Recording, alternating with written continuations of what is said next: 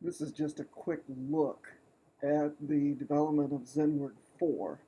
XenWord 4 is the connector, the bridge between WordPress and XenForo 2. So as you can see, nothing, not logged in.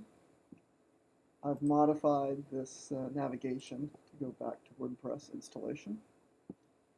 See, back and forth. Let's log in here to XenForo, and you will see I'm now logged in here. Good. Everything seems to work. All right, that's just a quick sneak peek, if you will, at what's happening. I really want to give props to the developers of XenForo. They've done a tremendous job with XenForo 2. Congratulations.